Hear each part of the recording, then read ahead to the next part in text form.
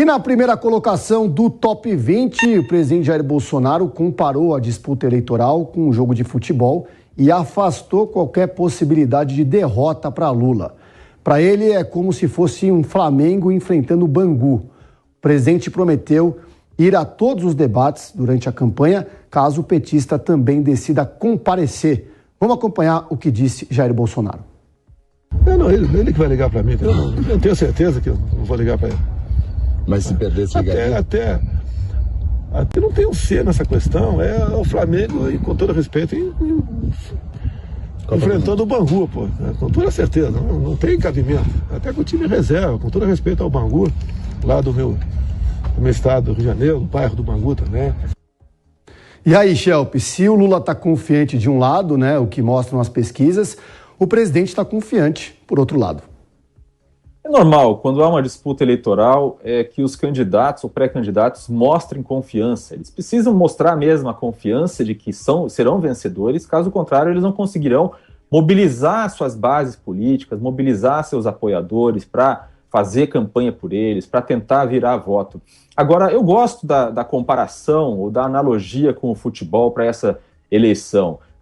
E o presidente Jair Bolsonaro, assim como o ex-presidente Lula, gostam de fazer comparações com o futebol. Eu acho que se aplica. E se o presidente se vê como um time mais forte, como o Flamengo, então cabem algumas dicas, né, algumas sugestões, algumas regras de boa conduta quando um time mais forte vai enfrentar um time mais fraco. Primeiro delas é que não pode entrar de salto alto, né, como você falou. E a segunda é que é preciso respeitar a torcida adversária. A gente sempre vê, às vezes, né, alguns jogadores que chegam ali no campo e ficam provocando a torcida adversária. Isso, obviamente, é algo absolutamente inadequado. Então é preciso respeitar a torcida adversária. Isso no jogo democrático é muito importante também.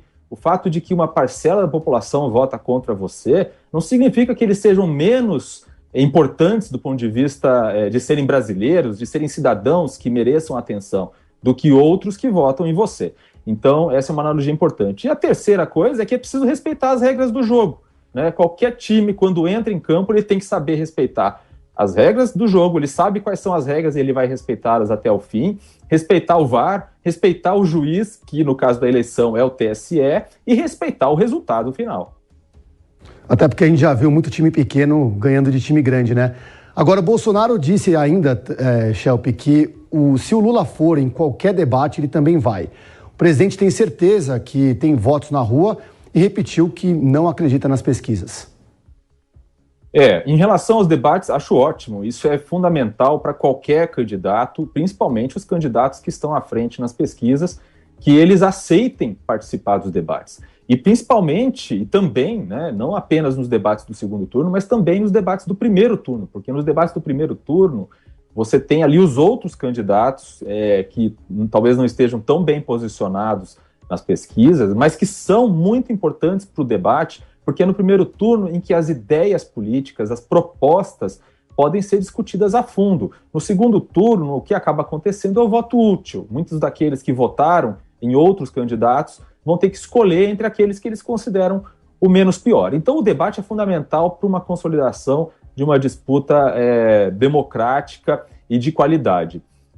Em relação às pesquisas, eu acredito que dificilmente seja verdadeira a afirmação de que Bolsonaro não acredita em pesquisas ou não se preocupa com o resultado delas, com o que elas têm apontado. Prova disso é o próprio esforço do governo em aprovar essa PEC das bondades. É uma PEC que demonstra uma preocupação com os números das pesquisas e com a necessidade de trazer votos o mais rápido possível para o campo do Bolsonaro. Agora, 11h57, a gente continua nesse assunto, mas eu quero pegar uma notícia que foi dada aqui no 8º lugar da Anitta, que fez, né, mais uma vez declarou apoio ao Lula. Schelp, você acha que as celebridades influenciam ou não no voto do público, principalmente no público jovem? Olha, Vitor, eu não acho que alguém deixa ou muda o voto porque uma celebridade declarou voto em um ou outro candidato. Mas as declarações de celebridades como a Anitta, elas podem fazer as pessoas pensarem, né? Pensarem a respeito de sua forma de calcular o voto, de como elas estão votando. O que a Anitta tem falado é que ela não é apoiadora do PT, não é apoiadora de Lula, mas que votará em Lula porque acha que o governo Bolsonaro não foi bom, enfim, tem uma série de problemas nos argumentos que ela apresenta lá. Então, o que ela está dizendo é que você não precisa ser necessariamente um grande apoiador de determinado candidato para achar que ele pode ser a opção menos pior numa situação em que o país está.